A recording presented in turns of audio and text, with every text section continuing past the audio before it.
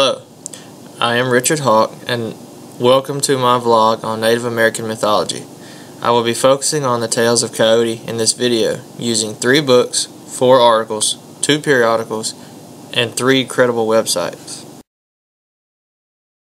In Native American mythology, Coyote definitely fits the definition of a trope. A trope is a word, phrase, or image used in a new and different way in order to create an artistic effect. In the case of Coyote, this is eminent in several unique roles throughout the various entertaining tales.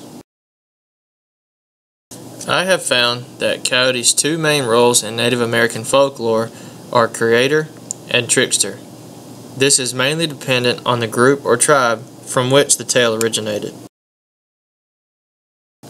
The first character of Coyote that I would like to shed light on will be the role of creator or God. Thomas King is a well-known writer of North America's First Nations.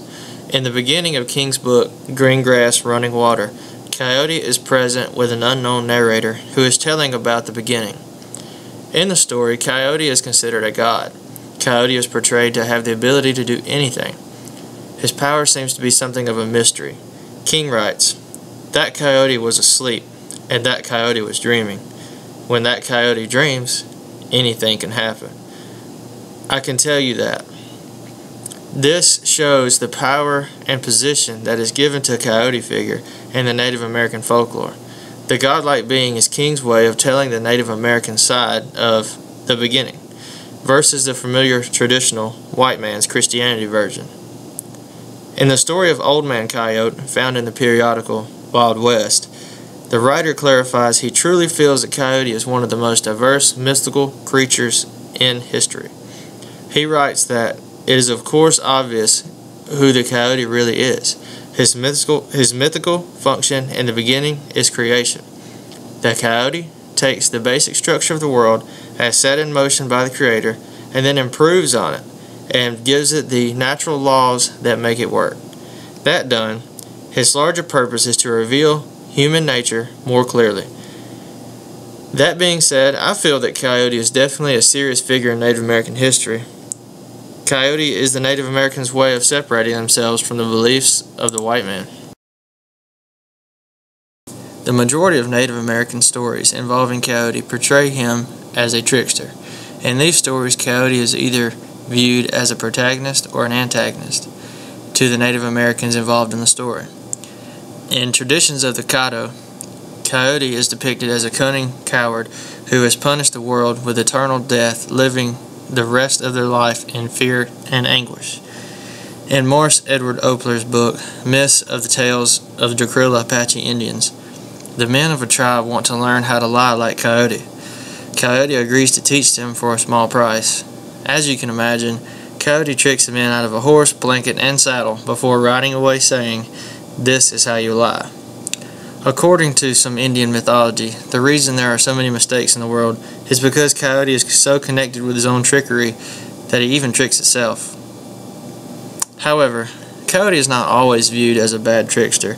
In Don Karima Pettigrew's article, Coyote Discovers America, The Cultural Survival of the Trickster in the Novels of Thomas King, Pettigrew illustrates the coyote's willingness to stand up to the white man while others are afraid. Coyote refuses to back down to anyone or anything. Coyote uses his wit to beat whatever the obstacle is at its own game.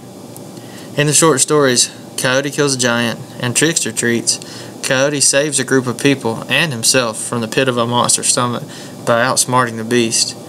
Dennis Kelly sums up my point behind Coyote's trickster role nicely in his article, Coyote Was Going There, The Role of Humor in Sacred Narrative and Performance. Kelly points out that with age, Coyote uses his wit to help others rather than hurt them.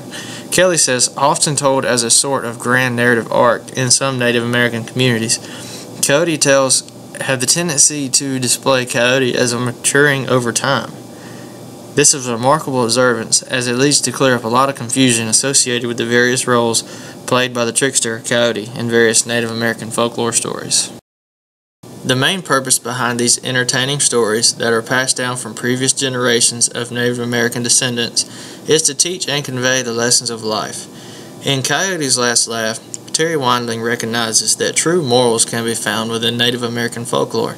She writes, "They are funny stories," a Navajo friend tells me, "but they are also sacred and serious." Trickster reminds us not to be too simplistically dualistic in our thinking, that good can come out of bad, and vice versa, and that right and wrong are not always poles apart.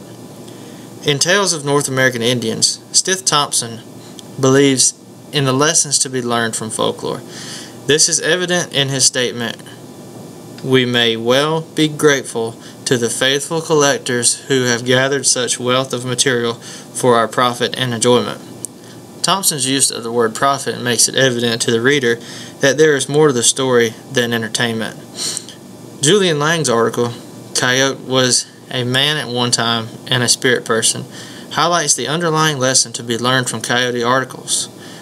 Lang realized that these Coyote myths that had originally started Native American culture became a general foundation that had been spread throughout the nations. Lang's idea of Coyote is, he was heroic at times again, accidentally most often. His desire for promotion and self-benefit often put him in situations where he needed to slay monsters, bring fire and salmon into the world, to ordain and preserve a way of life from which we, the human beings of today, benefit.